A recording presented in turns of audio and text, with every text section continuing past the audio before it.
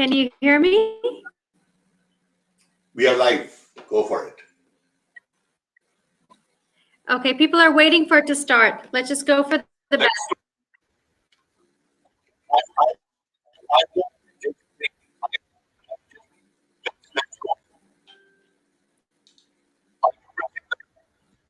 was waiting for you. You press the button. It's okay. I'm waiting. It's done. Go ahead. You're live.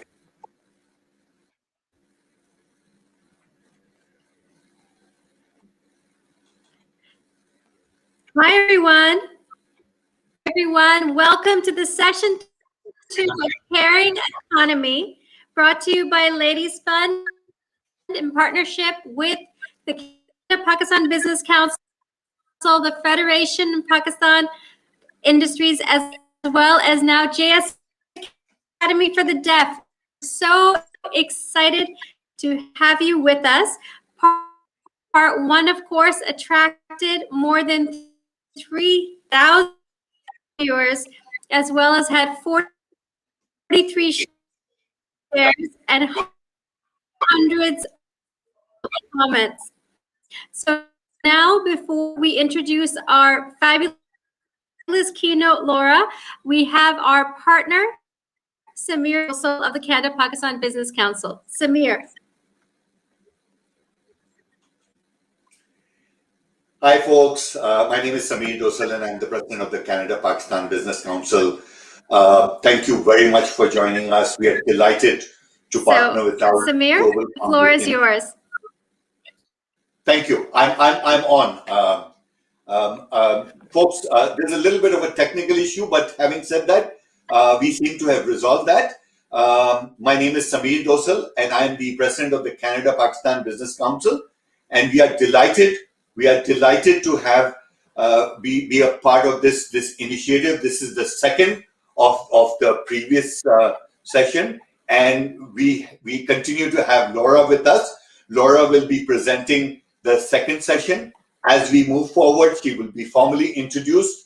As much as we are partnering with the Federation of Pakistan Chamber of Commerce, I just am repeating the announcement because of a little technical glitch a little earlier.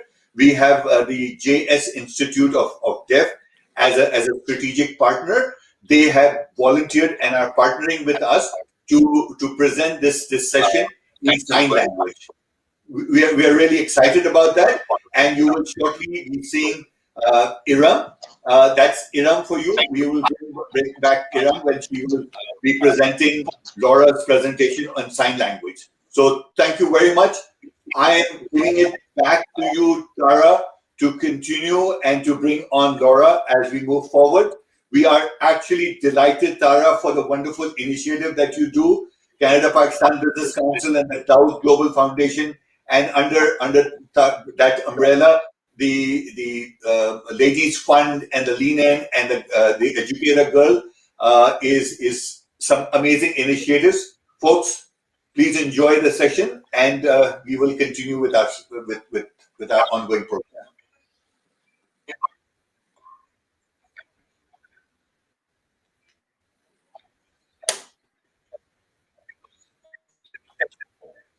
So I'm actually I know that there's a little bit of a lag, so I'm taking the initiative of the situation, and I'm bringing Laura. Laura has, folks, you have probably seen her the first session. I hope you have, because if you have not and you have missed it out, you will be able to see it in all our Facebook sections. But today it's about well, there's a terminology which is being used is non-FLICT, the art of everyday peacemaking. This is the second session, and I would like to bring in Laura as we would like to move on with our formal event.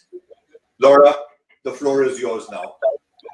Well, thank you very much. I'm so excited to be here again. It has been an amazing first session on the caring economy. And basically, we talked about this before and why the caring economy is so important and close to my heart. And we saw because the caring economy is something that we need to strive forward because we need So to. welcome everyone. Thank you for your patience during this technical glitch. But we have amazing partnerships, and today is session 2, Caring Economy. So can you hear me? Am I started? Okay, so can I start? Do you hear me? Yes, please. Laura, Okay. please go ahead and, Okay. and just get started. We are bringing on Iram of JS. She will translate this in sign language so that we are able to cater to a very large screen of people who are hearing impaired. So thank you, Iram, for joining us. You are there as well to follow up the session. Thank you. Thank you. Okay, so thank you very much for this. I'm really delighted to be here again and sharing my very passion about how important the caring economy is, because we need to move forward as women and men and make more visible the 4 pillars, that is caring, the environment, the care work of people. And today we're going to focus on the reskilling that is part of what we believe. You see, as Women for Solutions, we bring the most simple and effective tools for life and business to move us towards the caring economy. So before we get started, I want you all energized. I want you to all stand up wherever you are. I want you to put your shoulders back, your chin up, your eyes that twinkle with joy and determination, and with a super wide smile. I want we to start on what is conflict. I want to hear from you in the chat. When you see this word conflict, what feelings do you have? What emotions does it bring to? And so please write on your chat whatever you see. And I know people, when they see conflict, the word conflict, they think stress, anxiety, violence, mother or father shouting at one or the other. Is always negative.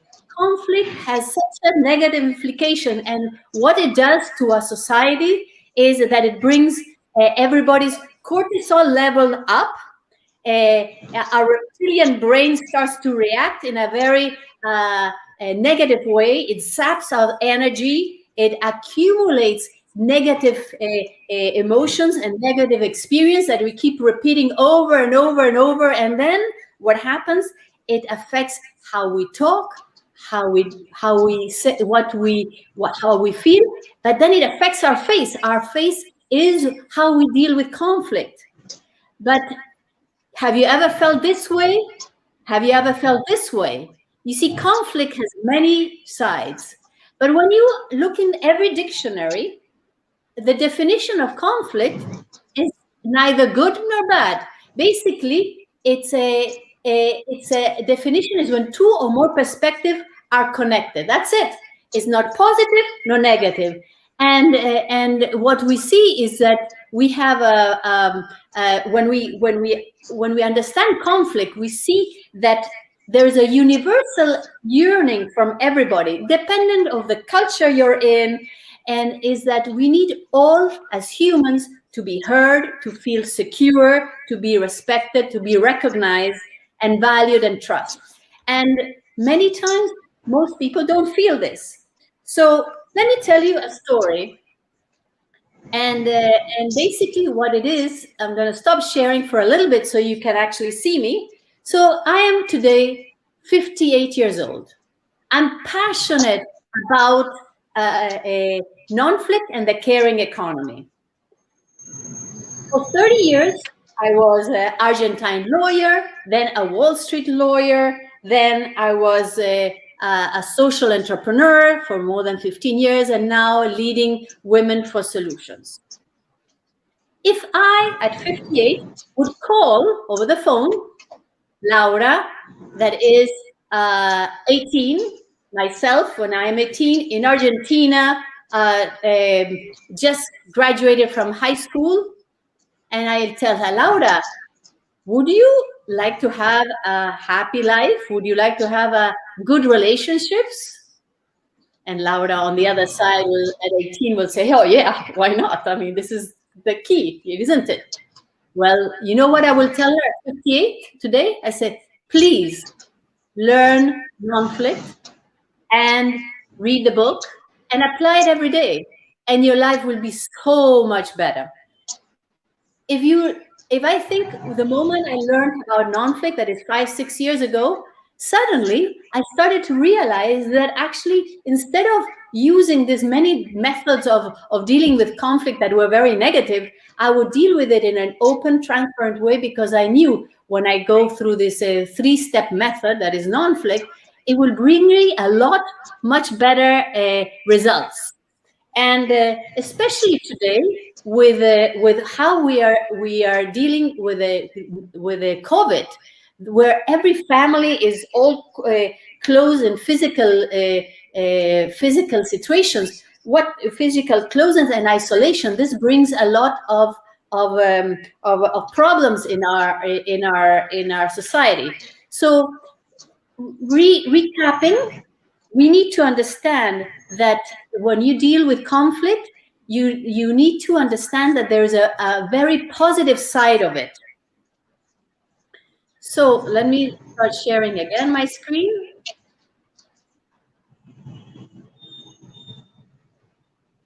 While I change this, I would like all of you to think of 1 or 2 conflicts that you had in your life that you would like to resolve. And while we are talking about this, if we were live in person, we will be doing a very active session, but I will pretend that we are doing that. So let me start from the beginning. How does this methodology start? Dr. Amir Kafir, a very successful consultant here on the left, organizational psychologist, and Stephen Heck, a very successful businessman in Canada, both throughout their life experienced a lot of conflict. And they realized that what's going on, we are trying so hard to deal with conflict, but when you read a book about a conflict resolution, they are very thick, they're for PhDs. We need a simple, very easy way of dealing with conflict, because it is, when you are in a personal relation, every day you're in conflict, either internally or externally. And when you're in business or in family, there's always some type of conflict. So imagine what they did in this methodology is they brought a very simple method that has 3 simple steps, where when both sides intend to achieve some type of harmony. Because if you have both sides where one of them has no interest in achieving harmony, you can try to use some of the tools that are taught in step 1, 2, and 3, but might not get to a resolution. But at least you can start the dialogue. And this is why I'm so passionate about this methodology, because it gives you incredible tools on your daily life to really deal with the most important issues in your life. So what is non-flict? Non-flict is very simple, is a compilation in the most of the best methods out there on imagotherapy, that is for family and couples therapy, positive psychology, where you put the positive sides, change management for businesses, coaching techniques and mentoring, neuroscience, NLP, and emotional intelligence, all put together, hundreds and thousands of books and everything into just one simple solution. And if you want to know, I don't know if you see me, but you can have, this is a business card. You can have global peace in your hands. And I'm not kidding, because you will hear the stories I will tell you. But basically, we can talk about this in 5 minutes. You can answer the questions, and that it's like a way to, it's like a journey where you in maybe it depends on your conflict, you can actually come up with a co-creation.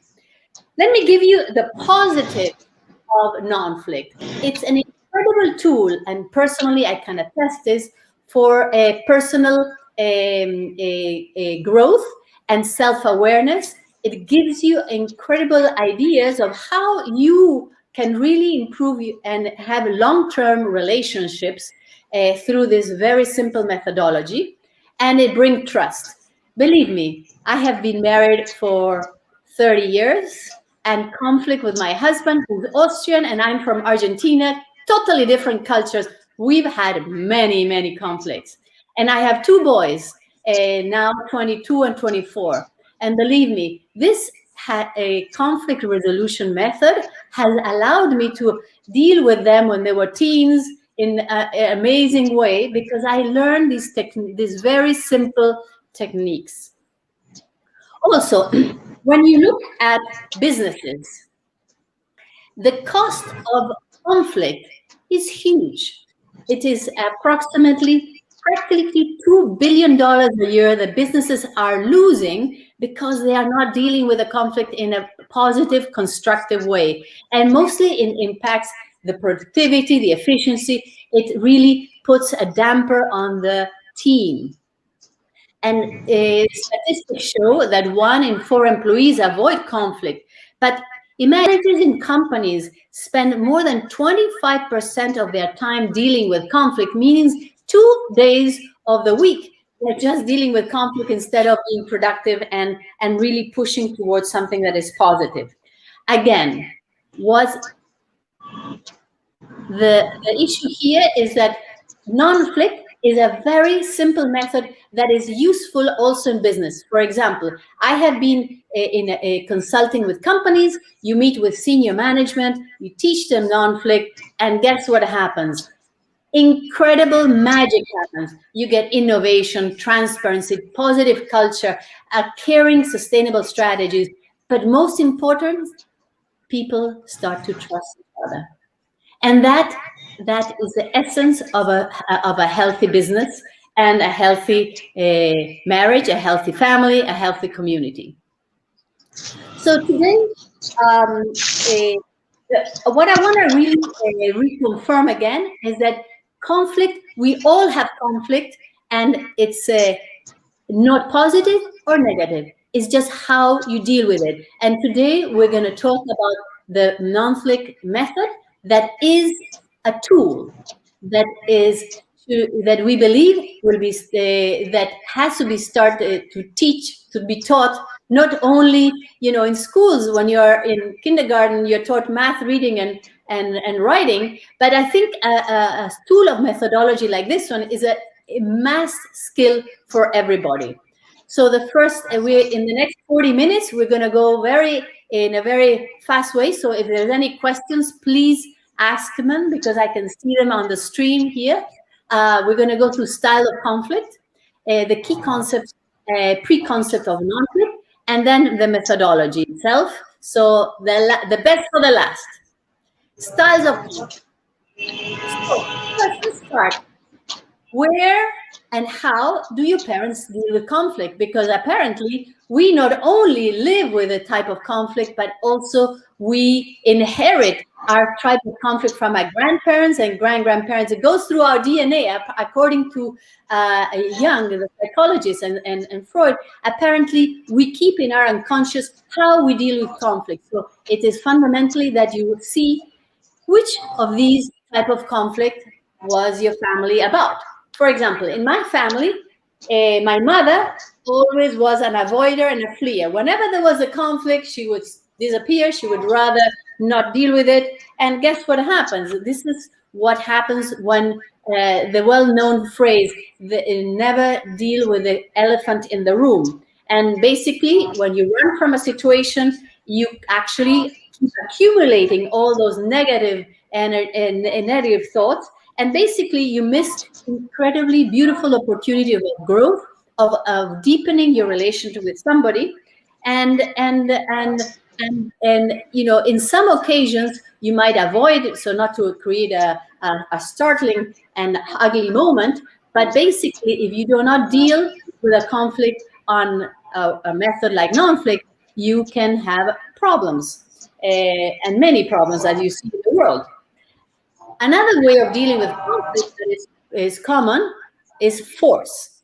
Winners and losers. Basically, one is the one who decides, My father was like that. He was like, we called him the benevolent dictator. When he wanted something, it was his way, and that was it. And, as you can imagine, I married a little bit of another benevolent dictator, my husband. So after with NONFLICT, we started to have a much better relationship, because when the situation was hot, I would avoid. A few hours later, when the situation was more calm, I will bring up the 3 steps. So what happens when you use a force? Generally, it's quick, there's a winner, but there's a loser, but it damages relationships. It really brings the worst out of the loser, because it feels alienated, bitter, and basically there's also vindicativeness. So people want to bring the situation back, but maybe they don't know where and when, and they do it in the wrong way. Another way of dealing with conflict, that is my way, it's how I brought it up in my world, that is I would freeze or fold, because I am a peacemaker. I believe that I want harmony in my family, I want harmony, but it's a quick way of dealing with things. But as I'm always leaving my own personal interest aside, thinking maybe in the future they will be recognized. It doesn't happen. When you don't deal with your conflict, they just fester and fester and fester. And by putting all your interests aside with confidence, you feel that you are not worth. And so with time, you can really lose your stamina, because you're not dealing with conflict in the proper way. Maybe you've heard of the 50-50. Say, okay, in a business relation, okay, we're going to try to solve the problem by giving everybody 50% of each. We know the story of a King Solomon, where there was one baby and 2 mothers. And the mother says, he's my baby. The other mother says, my baby. So King Solomon said, let's cut the baby in half. That was not a really great solution. And basically, the real mother said, no, you take the baby. So other business, for example, why I put these 2 lemons there in half, because in a situation of 2 chefs in a kitchen, they were fighting that they needed the lemon right away. And so the manager of the kitchen came and said, oh, you need the lemon, cut it in half, and I give you 50-50. But then if they really had talked to each other in a normal way, the 2 chefs, they would have said, one would say, I need the lemon for the zest, meaning the skin of the lemon, and the other one for the juice. So basically, they could have had 1 lemon each, and they would have solved the problem in a much better way. So basically, as you see, these are the basic ways where people tend to, and we generally, if you think about it, have a way we learned from our childhood how to deal with conflict. That can be one of these, and we deal with them more or less in one or the other, but this is maybe not the way to deal with long-term relationships, because basically we believe that if you can bring forward this very simple methodology of 3 steps, you can actually do much better. So we call it the 5th way of dealing with conflict.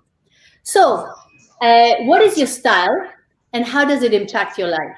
In my life, when I was a lawyer, I would be very successful at in bringing clients, because I was very good at talking with people about issues and bringing how we can help them.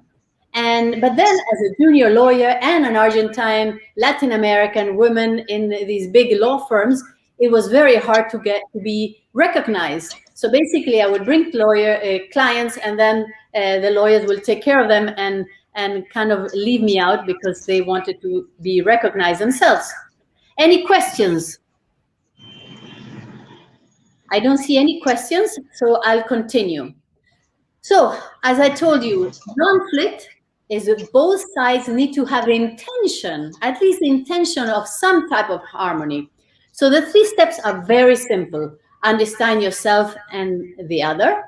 That is a personal understanding. Step 2 is understand shared reality, both together. And the third one is the best, and is the co-creation. And you will see why it's so important, the co-creation in solving conflicts, because everybody has different ideas of what they want. Well, there's a question in the chat that I don't see. Let's see. Tara, you want to read it? Because I can't see. I can't see the question. Private chat, comments. Well, there's a question from Amreen Koch. She's asking, children while growing up adopt conflict styles of their parents, which can influence their personality in so many ways. How can parents avoid impacting children's growth with their non-conflicting behavior? That's a very good question, and it's true. The way you deal with conflict is generally how your parents and your grandparents and your grand-grandparents dealt with conflict.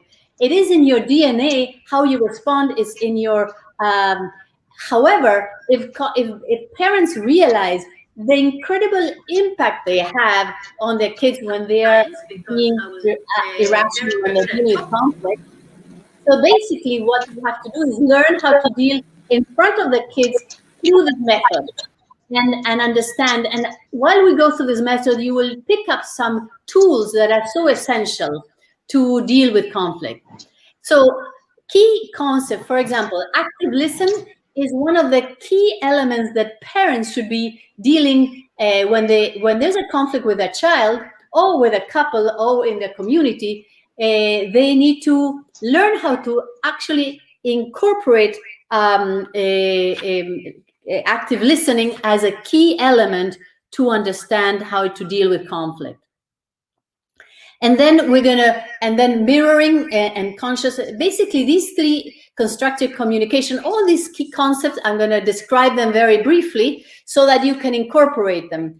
And the key thing here, if there's one thing that you need to know when you are in a situation of conflict, the best thing to do is to breathe in and breathe out. You don't need to count to 10, just breathe.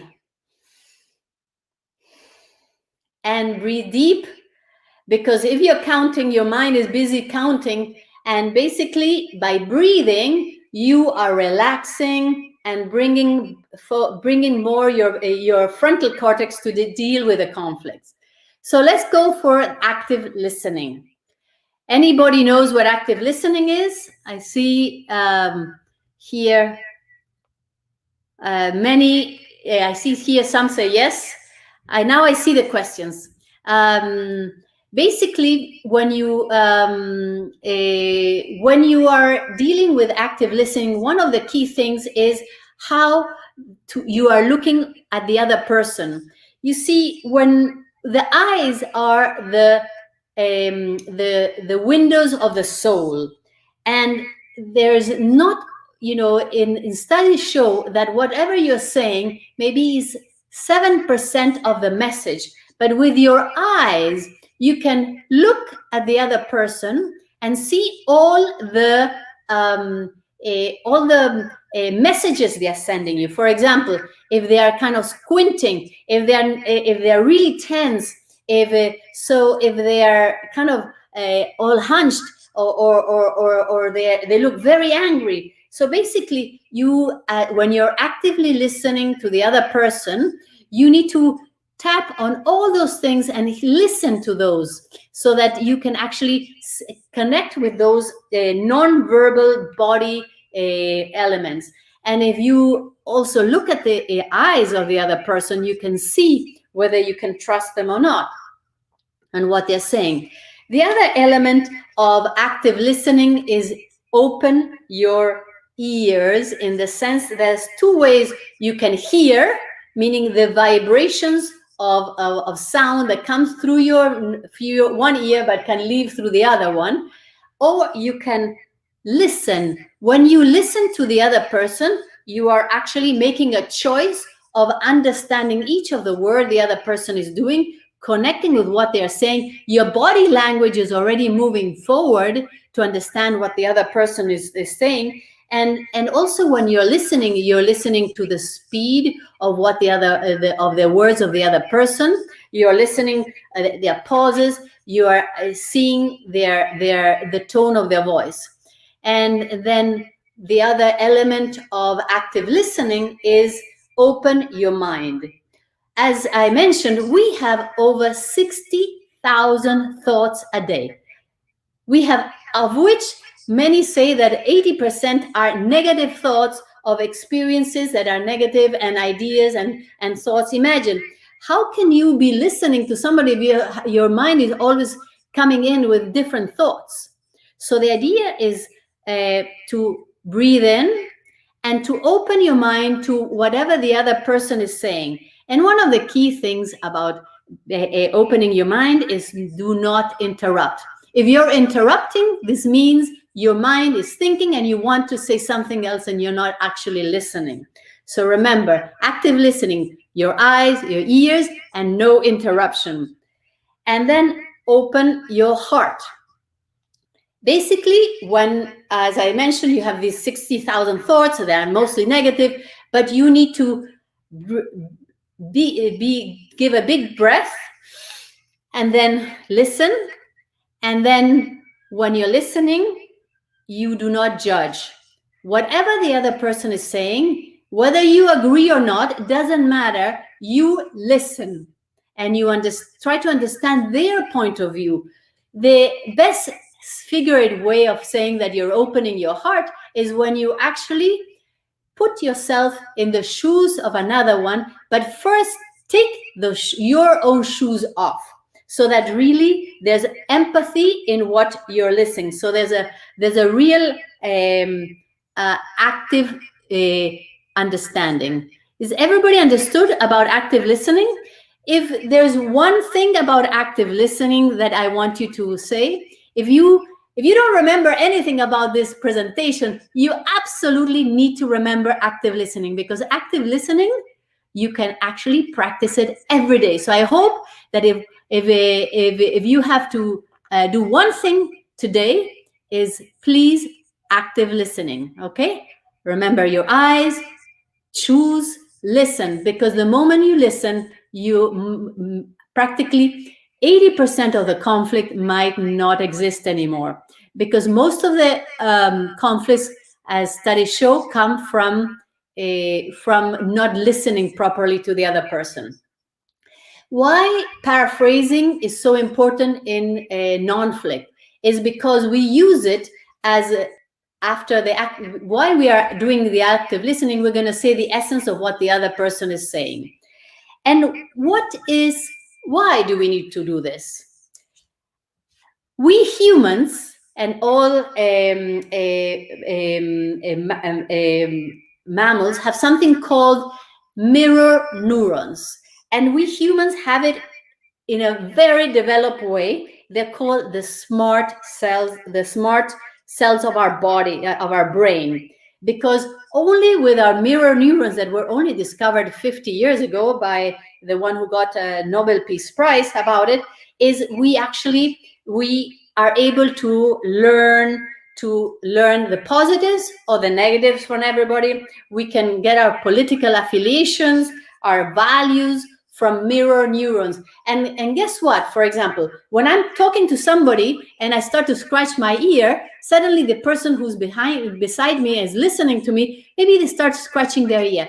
And that is because they're actually listening to me, or they scratch their nose, or they move their nose, whatever. So basically, mirror neurons are not only like you want to connect with the other person, but studies show that, for example, if somebody pricks their finger with a pin, and the person who's looking at you, if they do an MRI, they will see that person's the brain lights up on the pain area, because whatever the pain that one person is feeling, the other person is feeling. It's called empathy, and that's how we connect as human.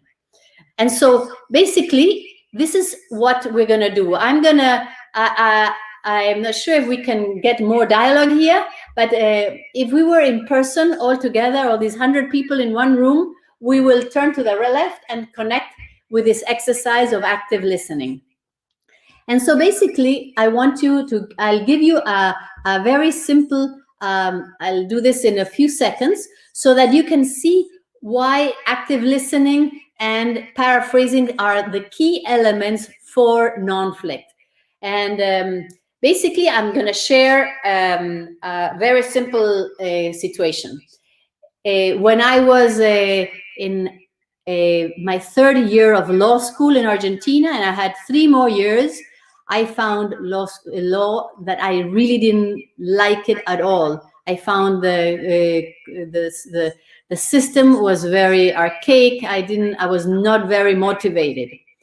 My aunt Sophia heard me and said, "Laura, you just need a degree. Just put your act together and study hard and just give all the 3 more years in 1 year and get a degree. And then you need to move to the United States where you will be recognized as a woman. Much easier." So I said my facts and feelings. Now let's say a person B has to mirror what I said. And the mirroring of what I said is just a paraphrasing, only the essence.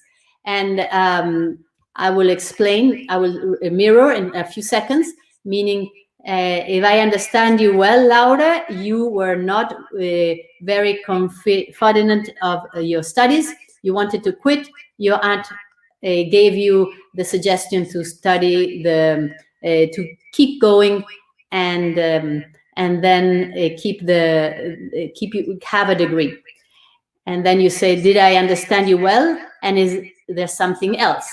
And person A will say, "You understood me well, but there is so and so extra." For example, let's say, "Well, I wanted to stop studying because I'm dyslexic, and for me it was very hard to study law."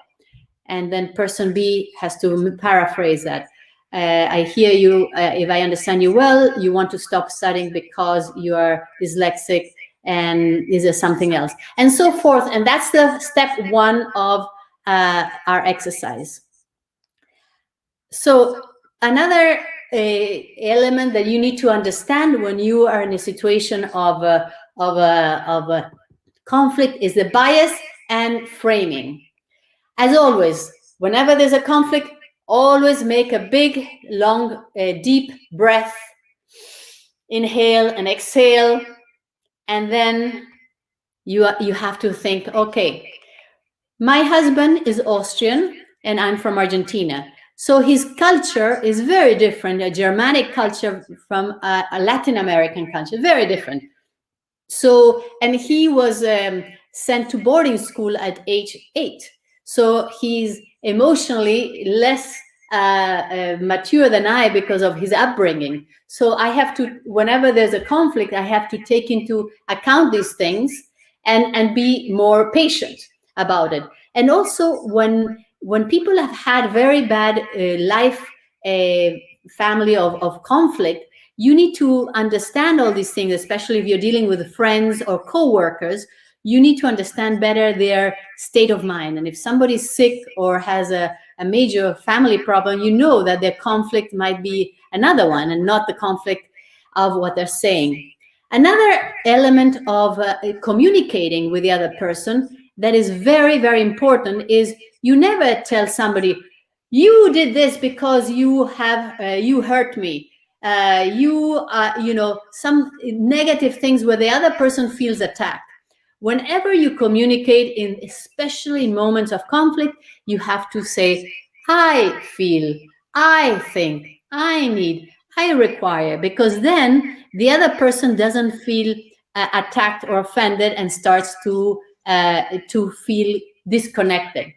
You have to think that, remember I told you about the mirror neurons. If I tell somebody, "You are horrible because you told me this and this and that," you know what happens in the mirror neurons of the other person? That person immediately, because of the mirror neurons that you are projecting of anger, that will scale up. And basically, if you don't pay attention to the way you're doing it, and you don't breathe in deeply, your mirror neurons of both sides will scale up. That's why when somebody gets angry and the other one gets angry, it's just their mirror neurons are at work. So how you deal with it? A deep breath, and you continue. Any questions?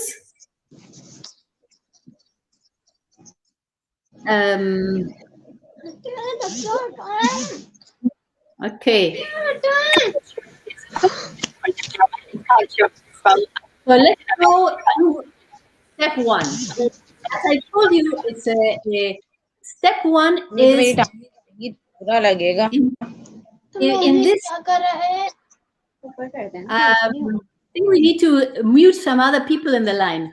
But step one, if I'm going to read you the quote by Albert Einstein. If you have 1 hour to solve a problem, I would spend 55 minutes thinking about the problem and only the last 5 minutes thinking about how to solve it. And this is step one. Because if you have a problem and you start immediately trying to find solutions, you might go on the wrong direction. The most important thing in conflict is that many times you are creating and helping with that to not to solve that conflict. So the first step is always to self-aware. My question to all of you, what do you do on a daily basis to become self-aware? Do you have habits, routines that you do every day? For example, in my life, as soon as I get up, the first thing I think of, I do a deep breath, but I also think of 3 things that I'm grateful for, just as a habit. Because when you have that mental gratitude, when you start your day, you actually have a different perspective, no matter what. Or other people meditate. I also do some meditation or breathing. And when you are brushing your teeth, do you talk to yourself, well, today is a good day I have in front of me? And many times while you're there in the morning conversing with yourself, that is very important moment, because that's when you set up the day for how you want to have your day.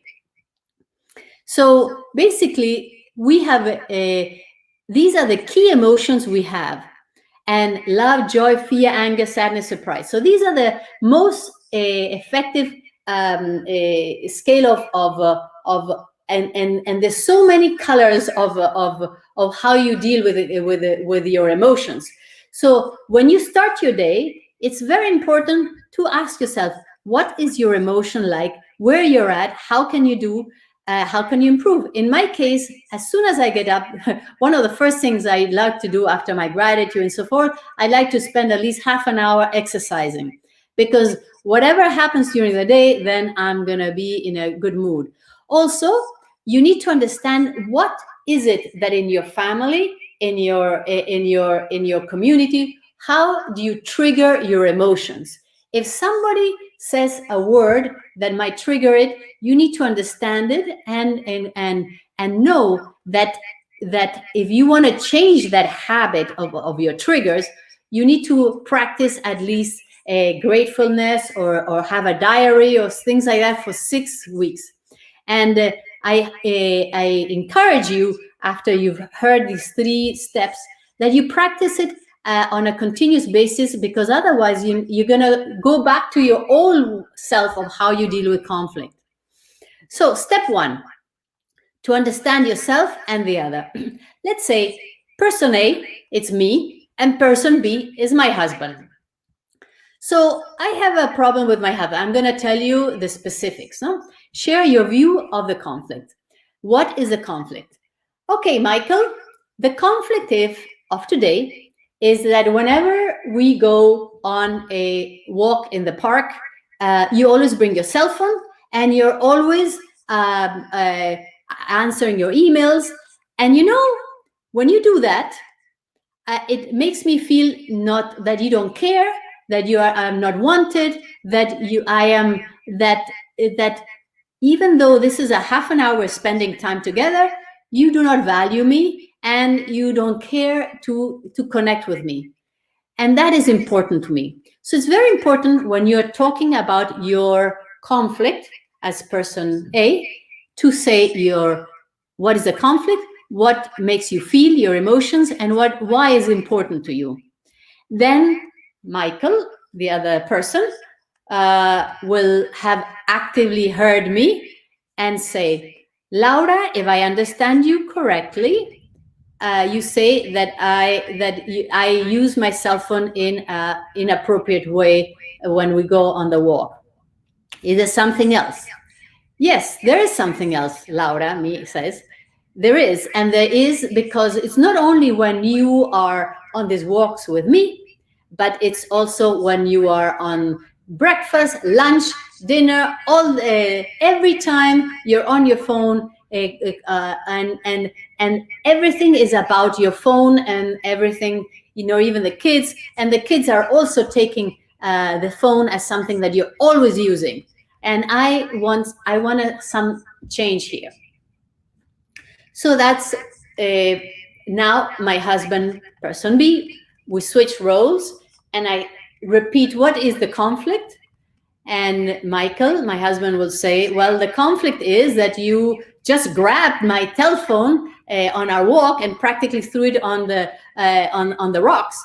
And I had to stop you, and we got kind of in a little fight. So I felt that you are treating me as if you were my mother, and I was a kid that I can't control what I'm doing with my phone. So for me, my phone is very important, and I do not want you to touch me or touch the phone when you get upset about it. Have I understood?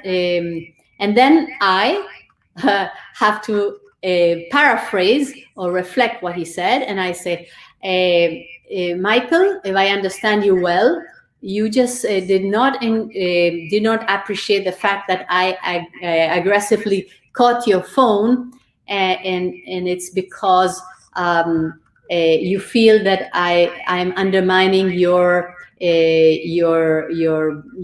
sense of self when I do that. Is there something else? Yes, there's something else, and it's because you are always telling me to close the phone, to pay attention to what I'm telling you, and we are doing COVID, and we are always together, so it's a real problem to do this. Okay, so now, as you see, this is a very simple description of the problem, and we're going to step 2 of the problem. Understanding shared reality. As you see in step 1, we each one had their own side of the story, facts and feelings, and now we are understanding where we are at. No? Now, because we heard each other, and as I told you, we have this universal need to be heard, maybe at that point, we don't need to even go for the second step because we solved the problem. So step 2, before we go to step 2, I want you to a pre-concept as visualization. The visualization is a very important concept because studies show that when you visualize something and you understand that something that you fantasize something that can become reality, it can. So this quote is very appropriate because if you think you can or you think you cannot, both things are right. Let me give you an example of visualization of the impact that it has on people's lives. There was a study recently where there are 3 groups. First group was that were practicing basketball. First group, they practiced on the basketball court 30 minutes every day. Second group did not practice, but they closed their eyes and imagined themselves practicing with their mind. Third group, they were doing nothing. Results are amazing. The first group, they improved 24% their score on the basketball. The second group that was just using their fantasy and their imagination of how they were dealing with the throwing the basketball improved 22%. That is practically the same as the physical one. And the third group did not improve at all. So if you see most of the sports, they always use visualization. And in this, we're going to use visualization in a conflict, because then you will actually see where you're going. So step 2, as I told you, the step 1, we spent a lot of time discussing back and forth the concept. Now we're going to together dialogue and say, what is the deep motive and real foundation of the conflict, underlying crisis or causes? What are the real problems? And basically, when you analyze the real problems, maybe you see that they are not real conflicts, and they are the symptoms, not the causes. For example, in my family, my husband has one of the biggest problems we have is spending money, like many of us, don't we? My husband has no problem spending money, because he came from a wealthy and very affluent background. Instead, in my family, we came from Second World War, and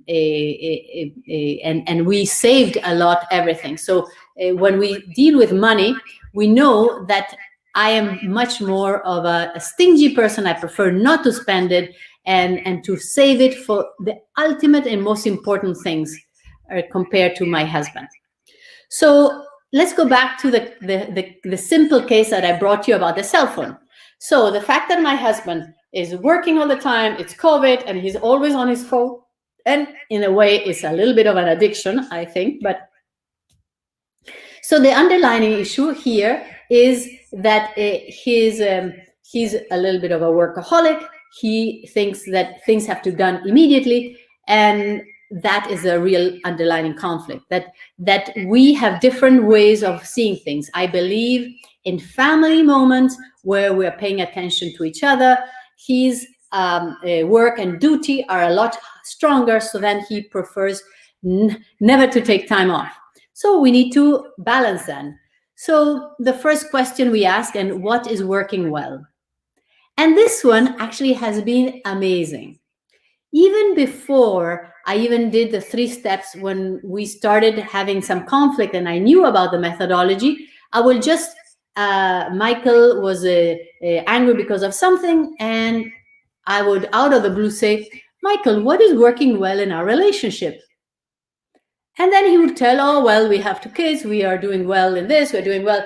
And then basically he kind of forgot about the real conflict that he was debating, because he realized that there's so many beautiful things about our marriage that maybe it's not worth it to discuss those things. So, but why it's important to visualize and see and discuss, because when you see the positive side, and this is obviously positive psychology, what is working well, you step back, and the fact that he was using the cell phone at that moment, I mean, let's face it, we have a good harmonious relationship when we how we deal with the kids, or how we deal with cleaning the house, or how we deal with which friends we have, that we are compatible, we have similar values.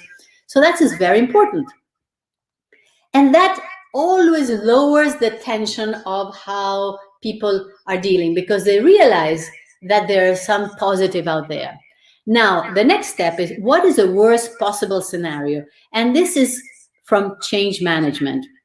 Let's visualize our future in those 2 scenarios. Let's say with my husband, or in a business situation. With my husband, I say, let's visualize what happens if we don't deal with this conflict. I will grab your cell phone, I will eventually get it and throw it on the into stones, or into the water, or throw it on throw it. I will act aggressively, because I'm not getting to him, he's not getting my values. And so what happens? Maybe we get a divorce in 10 years, because we do not match, we do not connect with our deepest motives of why we're doing what we're doing. Let's say a business situation. 2 partners in a business. that continuously, one is a lot more visionary and wants to move faster, and the other one prefers to be more careful and very concerned with how to spend the money. And those, even though the idea is great, they have, let's say, 500 employees, but if they continue fighting about their underlying how they deal with things, maybe, you know, in 10, 15 years, that company will go bankrupt. Look at all the horrible things that can happen. Unemployment to all these people, no business, or separating the business in two. So both energies that started in the best possible way now suddenly are moving apart. So when you visualize that those bad scenarios, then you stop, you breathe and say, maybe we should do something about it. Because when you visualize something so negative coming, and you will actually, instead of making a decision in 5 years from now, you make a decision right now. So let's continue. So now let me put I have to put the charger on my cell phone before it goes off. There you go. Co-creation. Why co-creation is wonderful and is the best part of all this? Because when you co-create, it's not a compromise. You both have values, both have feelings, and both have needs. And maybe what the beauty about the co-creation is that it is one of the most effective steps. And why I like non-conflict methodology is because before, whenever there was a conflict, I was always fearful of the results. Now I'm confident that actually we both will find ways to create our best possible scenario that maybe he's, you know, and I'll tell you how we solved the problem about the telephone or in business. But it is an amazing way, because I always say the sky is the limit of how you can co-create. It can be totally different, unrelated, but you both negotiate and dance a way of coming into a solution for both situations. Again, when you co-create, step 3, you visualize, okay, what is the best scenario? Again, you visualize, okay, if we now get into an agreement of how we can really solve this problem, oh my God, we'll have an amazing, you know, we can visualize ourselves as age 80 or 90 together, happy. Our children will be happy. Our grandchildren will be in a harmonious way. They can visit us. So, okay, so then let's work to see that beautiful, beautiful moment. But to that, we need to first solve the conflict. So let's separate what are the obstacles of the scenarios. What is it that we cannot do? For example, in this case, we are in COVID. We are in isolation. We are together, breakfast night. I mean, we are all together, children, all of us together in the same house. So we need to share internet. We need to share everything. We all need to cook. We all need to clean. We all need to do everything. There's no escaping because nobody can leave. So we know that. So what is controllable? Okay, we can control what we're going to do. For example, my husband says he really needs to be on his phone and on his computer, and I said, you can do all those things. Please make sure to use your earplugs so that nobody needs to be hearing all you say or all the people what they're talking about. So we agree that we can use that he will promise to leave the cell phone home when we go on walks together. But so that's on my side. But he promises also that when during lunch and breakfast, he can actually use his cell phone all the time and no restrictions. But during dinner, he is going to stop. And or if there's an emergency, he can ask, say, look, I'm going to use it because so and so. So that is how we solved our action plan. So both of us feel respected and understood. And it's very important many times to, when you have an action plan, to decide who's going to do what and when, and to write it, because then it will make it much easier. So as you see, by having this very simple methodology that you can read it and apply it, you really have peace in your family, in your community, in your country. And I'll show you why. I always say, if there's a conflict, I say, okay, let's use NONFLICT, because we can go step by step, no matter how. If the other person says, yes, we want to talk about it. And I've had a situation where people were very angry because of this and that. And I said, I heard and listened and listened and listened. And then after listening to all their points, that didn't mean I agreed with everything.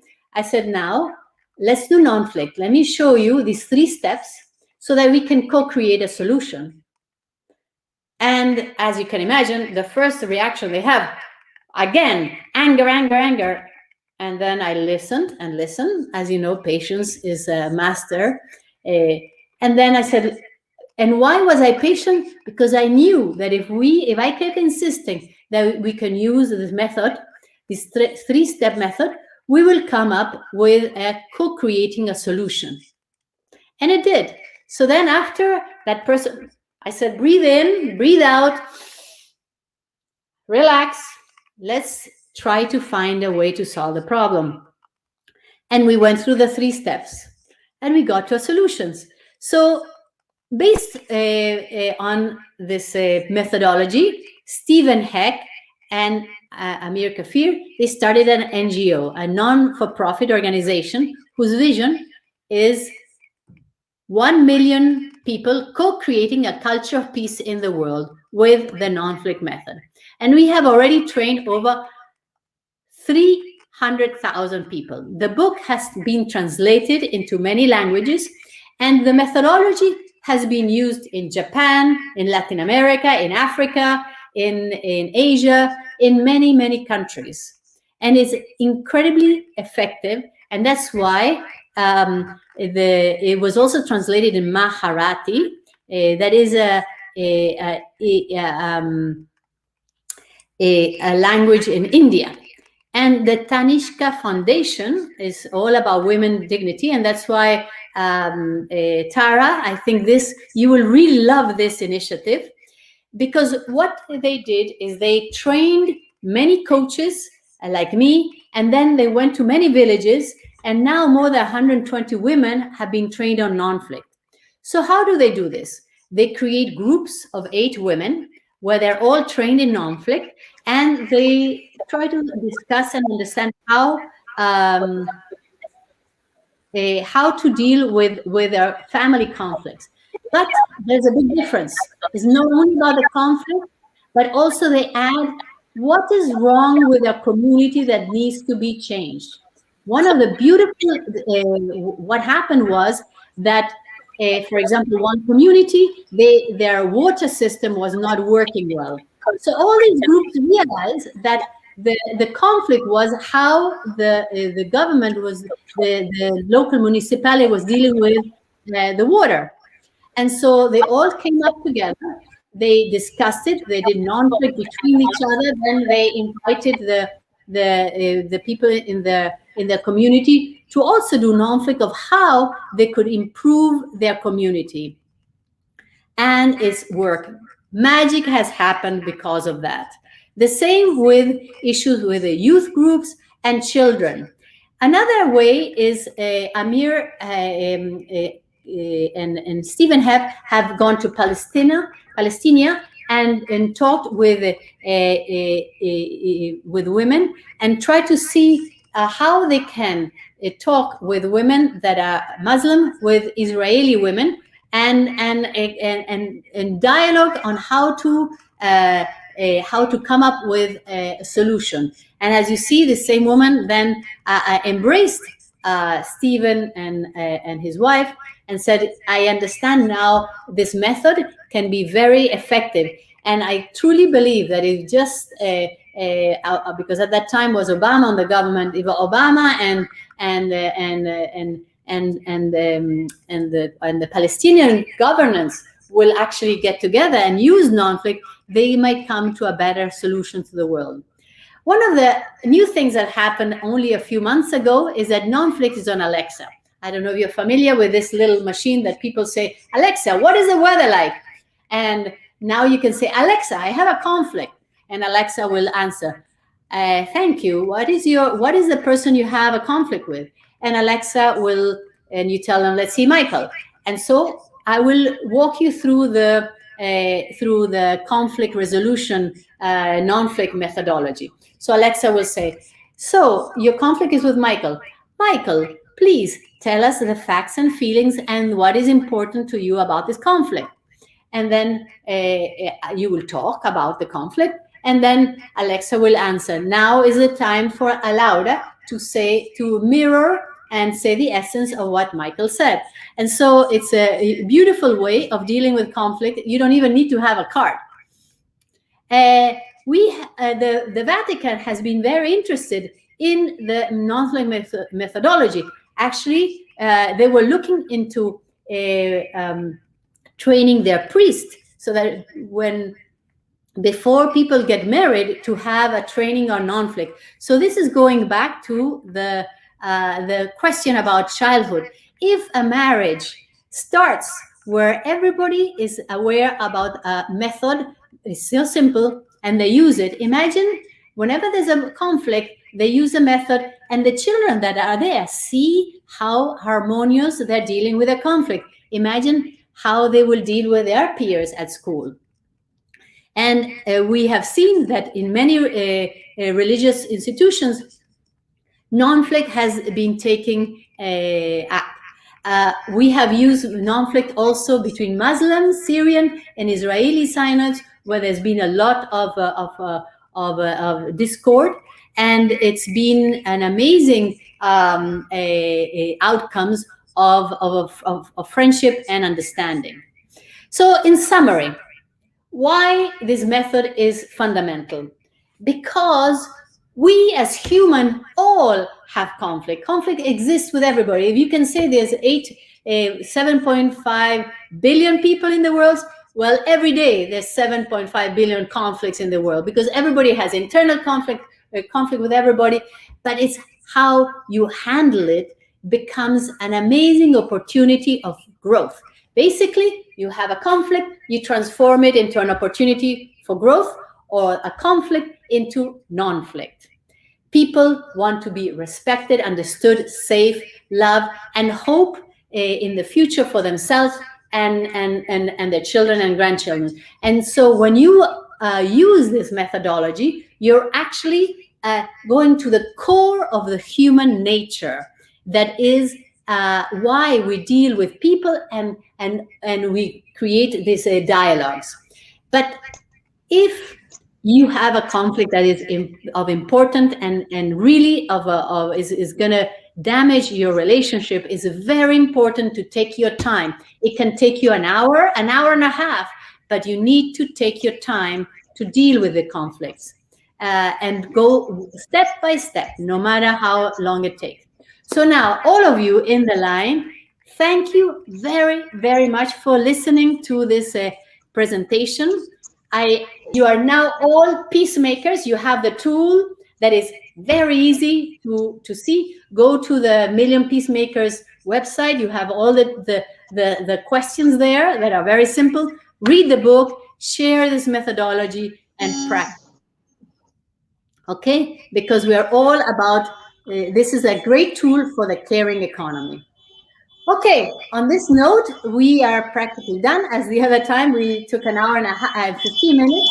If there's any questions, please let me know how if I can answer them. I'm seeing, yeah, I can see many. Whoa, it's awesome. Thank you. Conflict transfers to solutions. Thank you very much. Amazing, this methodology. and can we have this training here in Pakistan? Absolutely. I'm happy we can do this online. This is just the very basics of the non-FLICT, but we can do the most important is to share. Generally, it takes 2 to 3 hours to do a non-FLICT workshop where everybody lives their own conflicts and they actually bring forward what are the issues, and it works. So any other questions, please let me know. I really, if there's one thing, please practice active listening every day, all the time. Because when you active listen, remember, you look at the person, you remember to open your mind, to open your ears, to open your heart. This way you actually will prevent many of the conflicts. And then know that by using this method, you might no longer be fearful of using conflicts. Tara, the line is yours.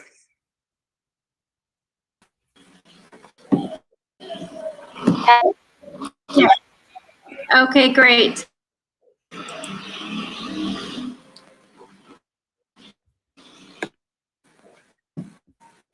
Hello.